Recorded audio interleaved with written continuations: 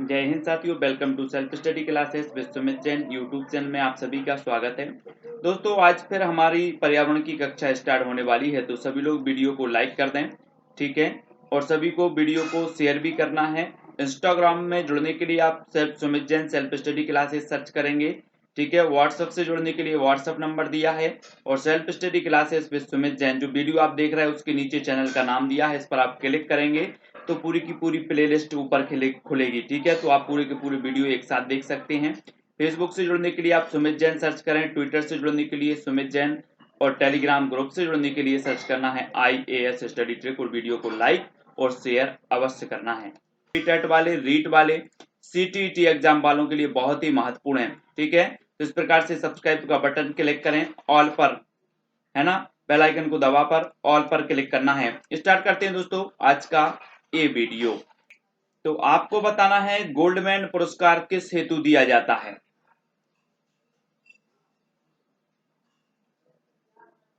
तो आपका right answer होगा पर्यावरण सुरक्षा के लिए उल्लेखनीय कार्य हेतु गोल्डमैन पुरस्कार दिया जाता है, ठीक है।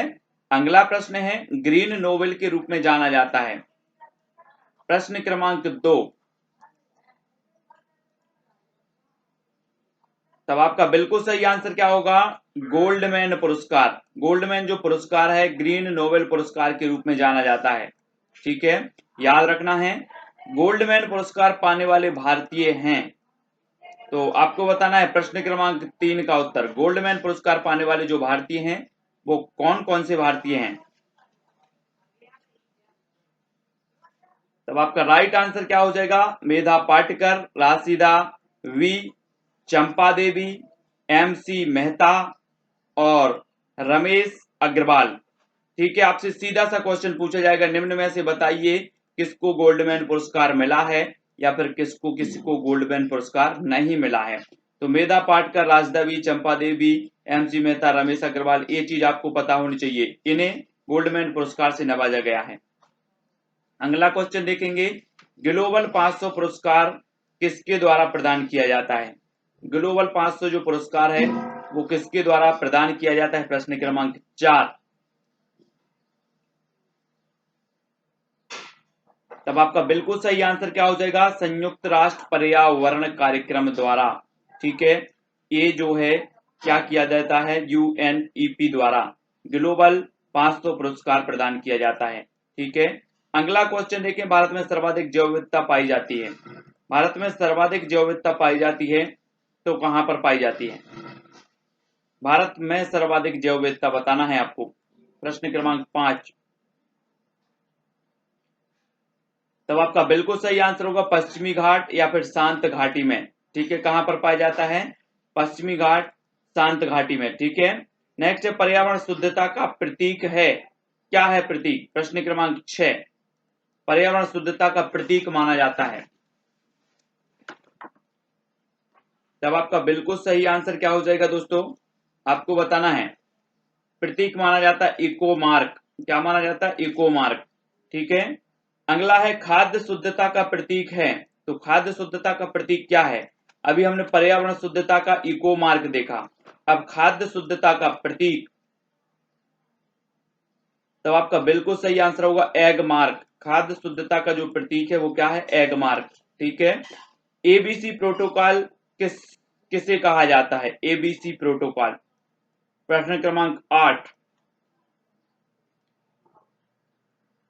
तब आपका बिल्कुल सही आंसर होगा नागोया प्रोटोकॉल को ABC प्रोटोकॉल भी कहा जाता है, ठीक है, नागोया प्रोटोकॉल को। अगला क्वेश्चन देख लेते हैं दोस्तों, राष्ट्रीय पर्यावरण अभियांत्रिकी शोध संस्थान क्षेत्रीय केंद्र हैं तो कहां हैं। राष्ट्रीय पर्यावरण अभियांत्रिकी शोध संस्थान के जो क्षेत्रीय केंद्र हैं वो कहां पर हैं। प्रश्न क्रमांक 9 का उत्तर राइट होगा, कोलकाता में है, चेन्नई, हैदराबाद, दिल्ली और मुंबई में ये क्षेत्रीय केंद्र हैं। वैसे अगर बात करें राष्ट्रीय पर्यावरण अभियांत्रिकी शोध संस्थान कहां पर है, तब आपका उत्तर होता है कहां पर, नागपुर में, ठीक है। लेकिन इसके जो क्षेत्रीय केंद्र हैं वो कोलकाता में भी हैं, चेन्नई, हैदराबाद, दिल्ली और मुंबई में, ठीक है। अगला क्वेश्चन है, बाघों की गणना की जाती है, कितने वर्ष में की जाती है। प्रश्न क्रमांक 10।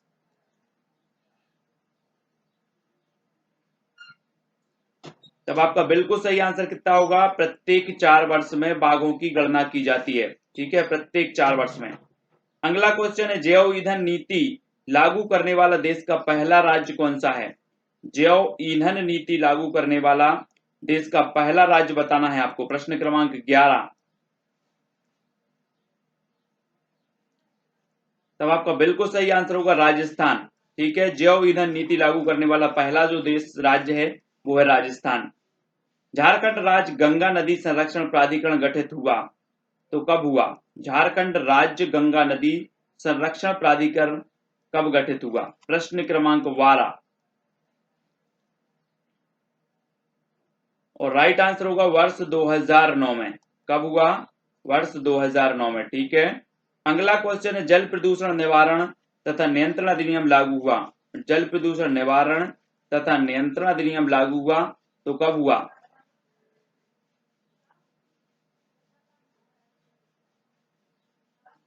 तब आपका बिल्कुल सही आंसर है 1974 में। कब हुआ? 1974। विश्व जल दिवस मनाया जाता है। प्रश्न क्रमांक 15। विश्व जल दिवस कब मनाया जाता है?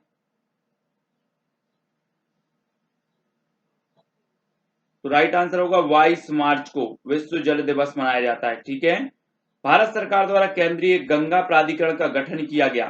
भारत सरकार द्वारा केंद्रीय गंगा प्राधिकरण का गठन कब किया गया? प्रश्न क्रमांक 16 का उत्तर बताना है।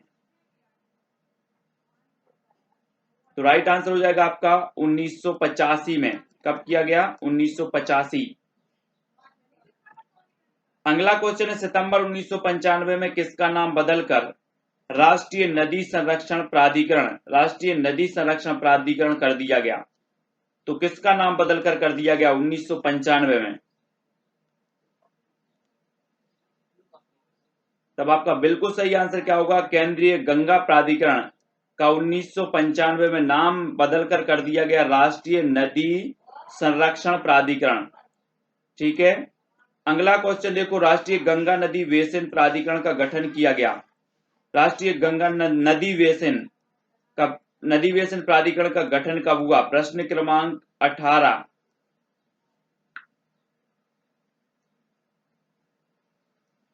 तब 18 का उत्तर होगा फरवरी 2009 में। कब किया गया? फरवरी 2009 में किया गया। ठीक है, किस पर्यावरणविद को जल पुरुष कहा जाता है? प्रश्न क्रमांक 19। किस पर्यावरणविद को जल पुरुष कहा जाता है? तब आपका राइट आंसर क्या हो जाएगा? राजेंद्र सिंह। ठीक है, राजेंद्र सिंह को जल पुरुष कहा जाता है। पीने के पानी को शुद्ध करने के लिए प्रयोग में किसे लाया जाता है? पीने के पानी को शुद्ध करने में प्रयोग में लाया जाता है तो किसे लाया जाता है? प्रश्न क्रमांक 20। तब आपका बिल्कुल सही आंसर होगा क्लोरीन को प्रयोग में लाया जाता है। ठीक है, गंगा नदी डॉल्फिन संरक्षण कार्यक्रम आरंभ किया गया था। गंगा नदी डॉल्फिन संरक्षण कार्यक्रम आरंभ किया गया था 21। कब आरंभ किया गया था? तो आपका राइट आंसर जो हो जाएगा वो 1997 में। ठीक है, डॉल्फिन संरक्षण कार्यक्रम आरंभ किया गया 1997 में। अगला क्वेश्चन है, भारत का राष्ट्रीय जलीय जीव कौन सा है? प्रश्न क्रमांक 22। राष्ट्रीय जलीय जीव बताना है तो कौन सा है? तब आपका बिल्कुल सही आंसर होगा डॉल्फिन। ठीक है, अगला क्वेश्चन है, पोषण का राष्ट्रीय संस्थान स्थित है तो कहां स्थित है? प्रश्न क्रमांक 23। पोषण का राष्ट्रीय संस्थान। तब आपका बिल्कुल सही आंसर होगा कहां पर है? हैदराबाद में। पोषण का राष्ट्रीय संस्थान है हैदराबाद। विश्व परिवेश दिवस कब मनाया जाता है? प्रश्न क्रमांक 24। तो राइट आंसर क्या हो जाएगा? 5 अक्टूबर को विश्व परिवेश दिवस मनाया जाता है। ठीक है, अगला क्वेश्चन, विश्व तंबाकू निरोध दिवस मनाया जाता है 25। विश्व तंबाकू निरोध दिवस। तब आपका बिल्कुल सही आंसर होगा 31 मई को। 31 मई को मनाया जाता है विश्व तंबाकू निरोध दिवस, और 22 मई को जैव विविधता दिवस। ठीक है, याद रखना है। अगला क्वेश्चन है, केंद्रीय शुष्क क्षेत्र अनुसंधान संस्थान स्थित है तो कहां स्थित है? प्रश्न क्रमांक 26। केंद्रीय शुष्क क्षेत्र अनुसंधान संस्थान तो कहां पर स्थित है? 26। 26 का आपका बिल्कुल सही आंसर होगा जोधपुर में। केंद्रीय शुष्क क्षेत्र अनुसंधान संस्थान है Jodhpur. Indian institute of ecology and environment अवस्थित है, कहां पर अवस्थित है? Indian institute of ecology and environment अवस्थित है, तो कहां पर अवस्थित है? प्रश्न क्रमांक 27। और 27 का आपका राइट आंसर होगा नई दिल्ली में। कहां पर अवस्थित है? नई दिल्ली। प्रतिष्ठित टाइलर पुरस्कार जिस क्षेत्र में प्रदान किया जाता है वह है, टाइलर पुरस्कार किस क्षेत्र में प्रदान किया जाता है? 28। तो राइट आंसर हो जाएगा पर्यावरण संरक्षण के क्षेत्र में ये पुरस्कार प्रदान किया जाता है। ठीक है, पर्यावरण संरक्षण। ग्लोबल 5000 पुरस्कार प्रदान किए जाते हैं, ग्लोबल 5000 पुरस्कार प्रदान किए जाते हैं, तो किस क्षेत्र में? राइट आंसर होगा पर्यावरण प्रतिरक्षा के लिए, पर्यावरण प्रतिरक्षा के लिए ग्लोबल 5000 पुरस्कार प्रदान किया जाता है। अगला क्वेश्चन है दोस्तों आपका, भारत का राष्ट्रीय सामुद्रिक पार्क स्थित है, तो कहां स्थित है? प्रश्न क्रमांक 30। भारत का राष्ट्रीय सामुद्रिक पार्क स्थित है, ये स्थित है कच्छ की खाड़ी में। कहां पर स्थित है? कच्छ की खाड़ी में। ठीक है, अगला क्वेश्चन, स्वपोषी स्तर पर उत्पादन को कहा जाता है, तो क्या कहा जाता है? स्वपोषी स्तर पर उत्पादन को क्या कहा जाता है? प्रश्न क्रमांक 31। तो राइट आंसर होगा प्राथमिक उत्पादकता। क्या कहा जाता है? प्राथमिक उत्पादकता। स्वपोषी स्तर पर उत्पादन को कहा जाता है प्राथमिक उत्पादकता। अगला है जीवधारियों के कार्बनिक और अकार्बनिक वातावरण और पारिस्थितिकी संबंधों के अध्ययन को पारिस्थितिकी अथवा पारिस्थितिकी विज्ञान कहा जाता है। यह कथन किसका है? ये परिभाषा किसने दी है? जीवधारियों के कार्बनिक और अकार्बनिक वातावरण और पारिस्थितिकी संबंधों के अध्ययन को पारिस्थितिकी अथवा पारिस्थितिकी विज्ञान कहा जाता है। ये प्रश्न क्रमांक 32 का जो उत्तर है वो अर्नेस्ट हैकेल, किसने कहा? ये परिभाषा दी है अर्नेस्ट हैकेल साहब ने। सर्वप्रथम पारिस्थितिकी की संकल्पना प्रस्तावित की गई, तो उत्तर बताना है आपको। सर्वप्रथम पारिस्थितिकी की संकल्पना प्रस्तावित की गई, उत्तर हो जाएगा वर्ष 1935 में एजी टांसले द्वारा। 1935 में एजी टांसले द्वारा सर्वप्रथम पारिस्थितिकी की संकल्पना प्रस्तावित की गई। ठीक है, अगला क्वेश्चन देखो, घास स्थल वन तथा मरुस्थल उदाहरण हैं, तो किस चीज के उदाहरण हैं? घास स्थल वन तथा मरुस्थल उदाहरण हैं।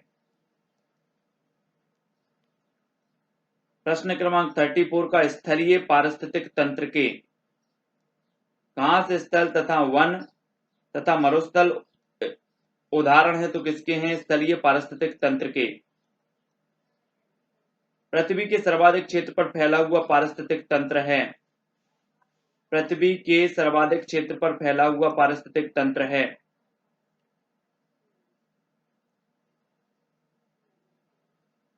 तो वो तंत्र है सामुद्रिक। कौन सा तंत्र है? सामुद्रिक तंत्र है जो सर्वाधिक क्षेत्र पर फैला हुआ है।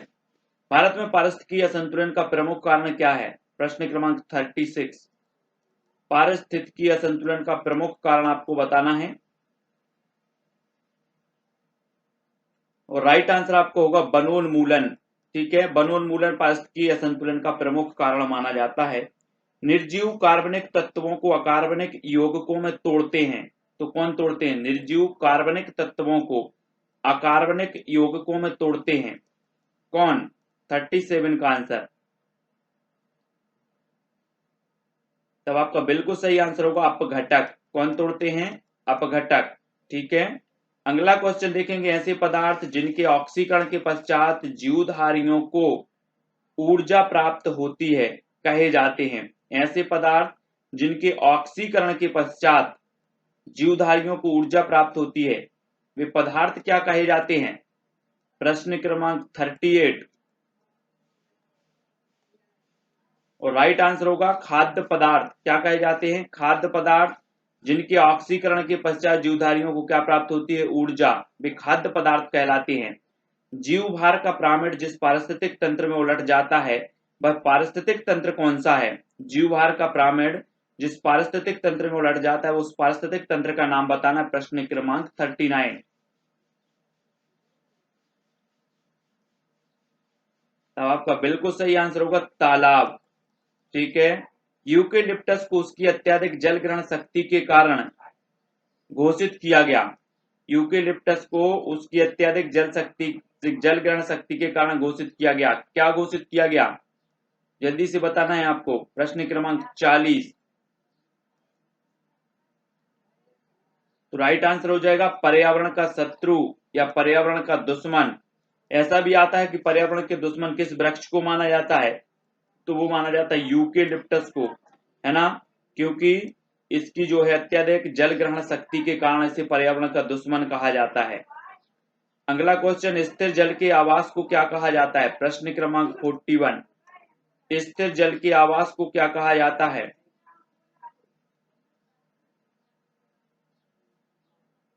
तो राइट आंसर आपका हो जाएगा लैंटिक आवास। ठीक है। स्थिर जल के आवास को कहा जाता है लैंटिक आवास। अगला देख लेते, बहते जल के आवास को क्या कहा जाता है? बहते जल के आवास को 42 का उत्तर,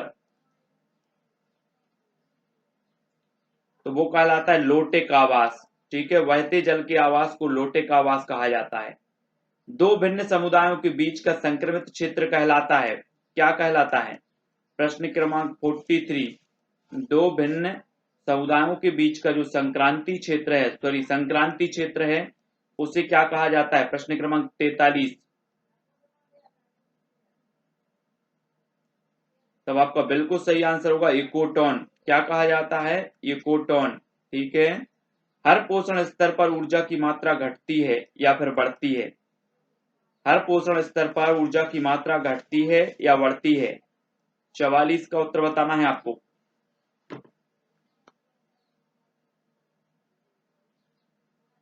तो राइट आंसर आपका क्या हो जाएगा? घटती है। हर पोषण स्तर पर ऊर्जा की मात्रा घटती है। वन संरक्षण अधिनियम लागू किया गया तो कब किया गया? वन संरक्षण अधिनियम, प्रश्न क्रमांक 45 का उत्तर, तब आपका बिल्कुल सही आंसर होगा वर्ष 1980 में वन संरक्षण अधिनियम लागू किया गया। नवीकरणीय ऊर्जा गैर परंपरागत ऊर्जा के स्रोत हैं तो कौन है? चार विकल्प हैं आपके सामने, चार से एक का चयन करना है। नवीकरणीय ऊर्जा गैर परंपरागत ऊर्जा के स्रोत कौन है? तब आपका बिल्कुल सही आंसर होगा सौर ऊर्जा, पवन ऊर्जा, जल ऊर्जा, ज्वारीय ऊर्जा, ठीक है, भूतापीय ऊर्जा और बायोगैस ऊर्जा। ये जो ऊर्जा है दोस्तों ये क्या है? नवीकरणीय ऊर्जा के स्रोत हैं, गैर परंपरागत जिन्हें की कहा जाता है। अब आपका एक 2011 एमपी टेट में क्वेश्चन आया था कि निम्न में से बताइए कौन सा नवीकरणीय ऊर्जा का अनवीकरणीय ऊर्जा का स्रोत है। तो आपको पता होनी चाहिए कि अनवीकरणीय ऊर्जा के स्रोत कौन से हैं और नवीकरणीय ऊर्जा के स्रोत कौन से हैं। ठीक है। अगला क्वेश्चन है दोस्तों, सीएनजी का प्रमुख संगठक कौन सा है? आपको बताना है सीएनजी का प्रमुख संगठन है। तब आपका राइट आंसर क्या होगा? सीएनजी का प्रमुख संगठन कौन सा है? प्रश्न क्रमांक 47 और आंसर हो जाएगा दोस्तों आपका मीथेन। मीथेन जो है इस सीएनजी का प्रमुख संगठक माना जाता है। ठीक है। तो याद रखना है श्वेत महाद्वीप किसे कहते हैं? प्रश्न क्रमांक 48 का आंसर बताना है श्वेत महाद्वीप किसे कहते हैं। तो आपका बिल्कुल सही आंसर क्या होगा? श्वेत महाद्वीप। श्वेत महाद्वीप कहा जाता है अंटार्कटिका महाद्वीप को।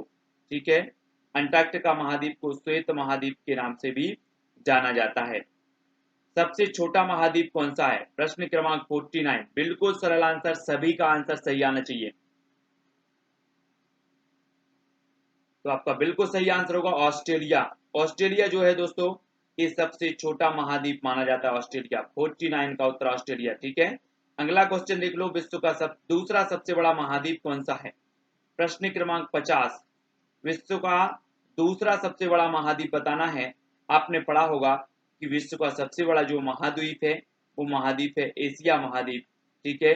लेकिन बात करें विश्व का दूसरा सबसे बड़ा महाद्वीप कौन सा है, तो आपका उत्तर होगा अफ्रीका महाद्वीप। कौन सा है? अफ्रीका महाद्वीप। ठीक है। पक्षियों का महाद्वीप किसे कहते हैं? पक्षियों का महाद्वीप बताना है 51 का आंसर। किसे कहा जाता है पक्षियों का महाद्वीप? तो आपका बिल्कुल सही आंसर होगा पक्षियों का महाद्वीप दक्षिण अमेरिका। किसे कहा जाता है? दक्षिण अमेरिका को कहा जाता है पक्षियों का महाद्वीप। याद रखना है सभी को। विश्व का सबसे ऊंचा पठार कौन सा है? एमपी टेट 2011 में प्रश्न पूछा गया था। विश्व का सबसे ऊंचा पठार 52 का आंसर। तब आपका बिल्कुल सही आंसर क्या हो जाएगा? पामीर का पठार। ये विश्व का सबसे ऊंचा पठार माना जाता है दोस्तों। विश्व का सबसे ऊंचा। फ्लोरीकल्चर संबंधित है, तो किससे संबंधित है फ्लोरीकल्चर? आपने बहुत सी चीजें पढ़ी हैं, हरित क्रांति पढ़ी है ना, और भी एपी कल्चर पढ़े हैं, ऐसी बहुत सारी चीजें पढ़ी हैं, है ना, बर्मी कल्चर। तो आपको फ्लोरीकल्चर बताना है किससे संबंधित है, तो ये संबंधित है फूल उत्पाद से। किससे संबंधित है? फूल उत्पाद से संबंधित है फ्लोरीकल्चर। यूरोप का गर्म कंबल किसे कहा जाता है? प्रश्न क्रमांक 54 का आंसर। यूरोप का गर्म कंबल किसे कहा जाता है? तब आपका बिल्कुल सही आंसर होगा दोस्तों गल्फ स्ट्रीम। किसे कहा जाता है यूरोप का गर्म कंबल? गल्फ स्ट्रीम को कहा जाता है। ठीक है, 54 का आंसर गल्फ स्ट्रीम।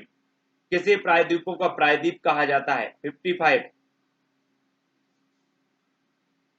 तो आपका बिल्कुल सही आंसर होगा प्रायद्वीपों का प्रायद्वीप कहा जाता है यूरोप महाद्वीप को। ठीक है, यूरोप को प्रायद्वीपों का प्रायद्वीप कहा जाता है यूरोप। अगला है सर्वाधिक भूकंप वाला देश कौन सा है? प्रश्न क्रमांक 56। सर्वाधिक भूकंप वाला देश बताना है, और आपका बिल्कुल सही आंसर होगा जापान। जापान दोस्तों सर्वाधिक भूकंप वाला देश है। कौन सा? जापान। ठीक है।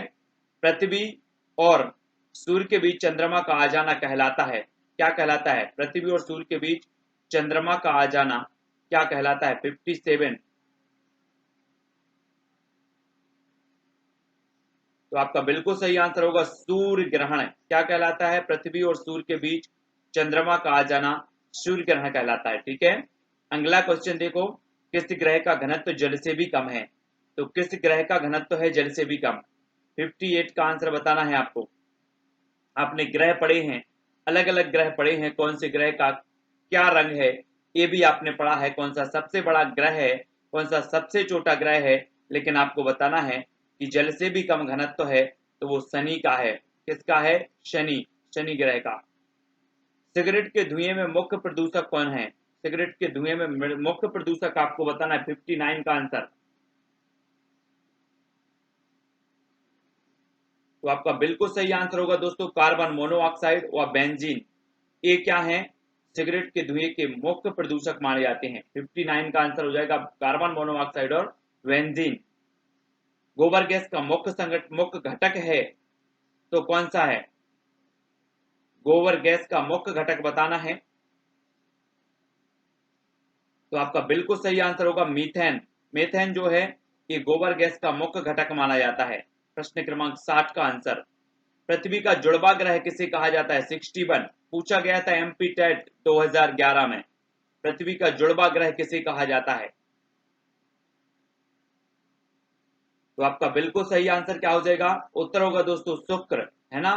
पृथ्वी का जुड़वा ग्रह, पृथ्वी की बहन। ठीक है, तो शुक्र आपका बिल्कुल सही होगा। कृत्रिम वर्षा के लिए उत्तरदायी है, तो क्या उत्तरदायी है कृत्रिम वर्षा के लिए? राइट होगा सिल्वर आयोडाइड। सिल्वर आयोडाइड कृत्रिम वर्षा के लिए उत्तरदायी मानी जाती है, सिल्वर आयोडाइड। ठीक है। ओजोन संरक्षण को रोकने के लिए मॉन्ट्रियल प्रोटोकॉल समझौता कब हुआ था? ओजोन संरक्षण को रोकने के लिए मॉन्ट्रियल प्रोटोकॉल, आपको एक क्वेश्चन ऐसा भी यहां से बन जाता है कि मॉन्ट्रियल प्रोटोकॉल संबंधित है, तो ये ओजोन संरक्षण से संबंधित है, लेकिन यहां पर पूछा गया है कि ओजोन संरक्षण को रोकने के लिए मॉन्ट्रियल प्रोटोकॉल कब हुआ था ये समझौता? प्रश्न क्रमांक 63, और राइट आंसर होगा 16 सितंबर 1987 को। ठीक है, और 16 सितंबर को हम क्या मनाते हैं? ओजोन दिवस। ठीक है, ओजोन दिवस। चिकनगुनिया रोग का वाहक है, तो चिकनगुनिया रोग का वाहक कौन सा है? जल्दी से बताएं। प्रश्न क्रमांक 64। राइट आंसर होगा दोस्तों एडिज इजिप्टी मच्छर जो होता है वो चिकनगुनिया रोग का वाहक होता है। अगला है पत्तियों का हरा रंग होता है, किसके कारण होता है पत्तियों का? आपने देखे होंगे पेड़ पौधे की जो पत्तियां होती हैं उनका हरा रंग क्यों होता है, आपको पता होनी चाहिए। तब आपका बिल्कुल सही आंसर होगा क्लोरोफिल के कारण। काय के कारण हो जाएगा? क्लोरोफिल के कारण हो जाएगा, ठीक है, पत्तियों का हरा रंग। अगला है सूक्ष्म जीव विज्ञान का पिता कौन है? सूक्ष्म जीव विज्ञान का पिता बताना है, प्रश्न क्रमांक 66। सूक्ष्म जीव विज्ञान का पिता कौन है? तब आपका बिल्कुल सही आंसर होगा लुई पास्चर। कौन है? Louis Pasteur. सूक्ष्म जीव विज्ञान का पिता है लुई पास्चर। अगला है केंद्रीय चावल अनुसंधान संस्थान कहां पर स्थित है? प्रश्न क्रमांक 67 का आंसर बताएंगे। तब आपका बिल्कुल सही आंसर होगा केंद्रीय चावल अनुसंधान संस्थान है कटक, ठीक है, कटक में है, याद रख लेना, केंद्रीय चावल अनुसंधान संस्थान कटक। क्वेश्चन है दोस्तों, गाजर में लाल नारंगी रंग किस तत्व के कारण होता है? 68। लाल नारंगी रंग किस तत्व के कारण होता है गाजर में? तो आपका बिल्कुल सही आंसर होगा कैरोटीन के कारण। काय के कारण होता है? कैरोटीन के कारण। महत्वपूर्ण प्रश्न है 68। भ्रूण विज्ञान के जनक कौन है? प्रश्न क्रमांक है 69, भ्रूण विज्ञान के जनक। तब आपका बिल्कुल सही आंसर क्या होगा? भ्रूण विज्ञान के जनक हैं प्रोफेसर पी माहेश्वरी, ठीक है, प्रोफेसर पी माहेश्वरी ये भ्रूण विज्ञान के जनक माने जाते हैं। मानव शरीर की सबसे लंबी हड्डी कौन सी है?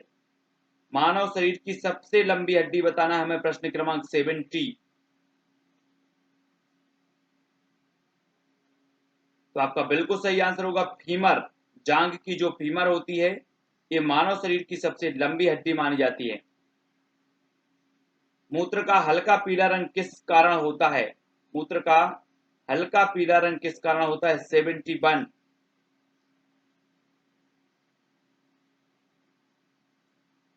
तो आपका बिल्कुल सही आंसर होगा यूरोक्रोम के कारण। काय के कारण? यूरोक्रोम के कारण जो है मूत्र का रंग हल्का पीला रंग का होता है। किस रोग में प्लेटलेट्स की संख्या कम होने लगती है? प्रश्न क्रमांक 72 का उत्तर बताना है, वो रोग बताना है जिसमें प्लेटलेट्स की संख्या कम होने लगती है। तो 72 का आंसर आपका क्या हो जाएगा? राइट आंसर होगा डेंगू रोग। कौन सा होगा? डेंगू। बाष्पोत्सर्जन की दर मापी जाती है, प्रश्न क्रमांक 73। ये मापी जाती है पोटोमीटर से। कैसे? पोटोमीटर। बाष्पोत्सर्जन की दर मापी जाती है पोटोमीटर से। अगला क्वेश्चन देख लो, भारी जल का अणुसूत्र क्या है? भारी जल का अणुसूत्र बताना है, प्रश्न क्रमांक 74।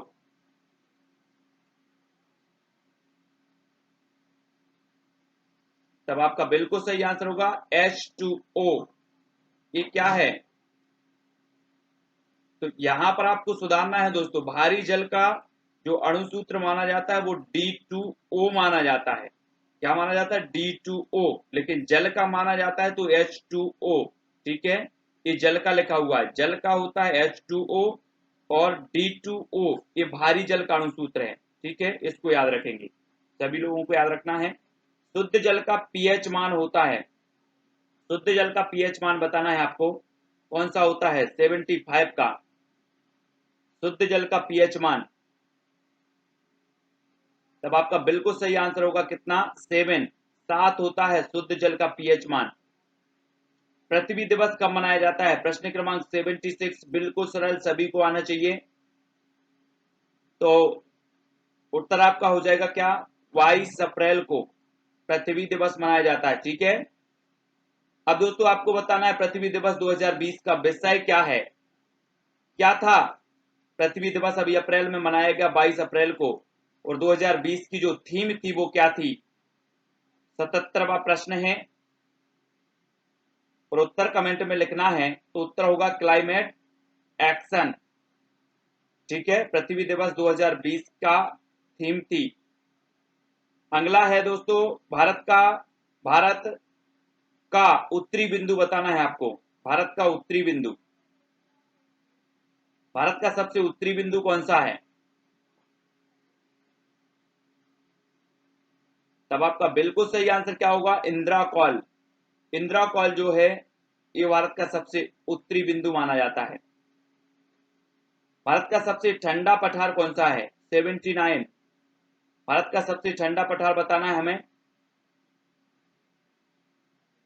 तो आपका बिल्कुल सही आंसर होगा लद्दाख। ये भारत का सबसे ठंडा पठार माना जाता है दोस्तों, सबसे ठंडा पठार लद्दाख। संसार की छत किसे कहा जाता है? 80 का उत्तर बताना है। तो आपका बिल्कुल सही आंसर होगा पामीर का पठार। पामीर के पठार को कहा जाता है संसार की छत। भारत की सबसे लंबी स्थल सीमा किस देश के साथ है? भारत की सबसे लंबी स्थल सीमा किस देश के साथ है? प्रश्न क्रमांक 81। तो किस देश के साथ है? बांग्लादेश। किसके साथ? बांग्लादेश के साथ है। भारत की सबसे लंबी स्थल सीमा बांग्लादेश के साथ है। अगला क्वेश्चन, विश्व का सबसे अधिक जनसंख्या घनत्व वाला मरुस्थल कौन सा है? विश्व का सबसे अधिक जनसंख्या घनत्व वाला मरुस्थल बताना है। 82 का प्रश्न। तो आपका बिल्कुल सही आंसर होगा थार। थार मरुस्थल जो कि भारत में है और विश्व का सबसे अधिक जनसंख्या घनत्व वाला मरुस्थल माना जाता है, थार। दुधवा राष्ट्रीय उद्यान स्थित है, तो कहां पर स्थित है? प्रश्न क्रमांक 83, दुधवा राष्ट्रीय उद्यान। तब आपका बिल्कुल सही आंसर होगा उत्तर प्रदेश में दुधवा राष्ट्रीय उद्यान। ठीक है। खैरा किस फसल का रोग है? प्रश्न क्रमांक 84। तो खैरा जो है वो धान, किस फसल का रोग है? धान का है। ठीक है, खैरा पूछा जाता है खैरा किस फसल का रोग है, तो ये धान का रोग माना जाता है। टिक्का किस फसल का रोग है? टिक्का। प्रश्न क्रमांक 85। टिक्का किस फसल का रोग है? तो उत्तर हो जाएगा आपका मूंगफली। ठीक है, मूंगफली का रोग है टिक्का। अगला क्वेश्चन दोस्तों, विश्व गौरैया दिवस कब मनाया जाता है? प्रश्न क्रमांक 86, विश्व गौरैया दिवस। और आपका बिल्कुल सही आंसर होगा 20 मार्च को। ठीक है, 20 मार्च को मनाया जाता है विश्व गौरैया दिवस। विश्व मृदा दिवस कब मनाया जाता है? प्रश्न क्रमांक 87, विश्व मृदा दिवस। सही आंसर है 5 दिसंबर को। कब मनाया जाता है? 5 दिसंबर को विश्व मृदा दिवस। वर्षा की बूंदें गोल होने का कारण क्या है? प्रश्न क्रमांक 88, वर्षा की बूंदें गोल होने का कारण क्या है? तो आपका बिल्कुल सही आंसर होगा पृष्ठ तनाव। क्या है? पृष्ठ तनाव। किस महाद्वीप से होकर विषुवत, कर्क और मकर तीनों रेखाएं गुजरती हैं? तो कौन से महाद्वीप से होकर गुजरती हैं? प्रश्न क्रमांक 89। तब आपका बिल्कुल सही आंसर होगा अफ्रीका महाद्वीप से होकर के विषुवत, कर्क और मकर ये तीनों ही रेखाएं गुजरती हैं। जुगाली करने वाले पशुओं से किस ग्रीन हाउस गैस का जो है निस्सरण होता है? तो आपको बताना है जुगाली करने वाले पशुओं से किस ग्रीन हाउस गैस का निस्सरण होता है? प्रश्न क्रमांक 90। और आपका बिल्कुल सही आंसर होगा मीथेन। किस गैस का जो है निस्सरण होता है? तो मीथेन गैस का निस्सरण होता है। ठीक है, तो दोस्तों यहाँ पर हमारे महत्वपूर्ण प्रश्नों पर हमने चर्चा की जो कि हमारे पर्यावरण से संबंधित थे। रोज 6:30 बजे इसी प्रकार आपकी क्लास निरंतर लगेगी, है ना। इंस्टाग्राम से आपको जुड़ा रहना है, सर्च करना है Sumit Jain self study classes. WhatsApp number दिया है तो व्हाट्सएप पर भी आप संपर्क कर सकते हैं। ठीक है, यूट्यूब पर सेल्फ स्टडी क्लासेस आपको नीचे चैनल का नाम दिख रहा होगा, उस पर क्लिक करें तो चैनल खुलेगा, ऊपर प्लेलिस्ट आपको मिल जाएगी। ठीक है, प्लेलिस्ट पर क्लिक करना और सारे के सारे वीडियो आपको प्लेलिस्ट में मिलेंगे। ठीक है, और फेसबुक पर सर्च करना है सुमित जैन, ट्विटर पर सर्च करना है सुमित जैन और टेलीग्राम ग्रुप से जुड़ने के लिए सर्च करना है IAS स्टडी ट्रिक। ठीक है, वीडियो को लाइक करके शेयर अवश्य करें दोस्तों। आज के वीडियो के लिए बस इतना ही। जय हिंद।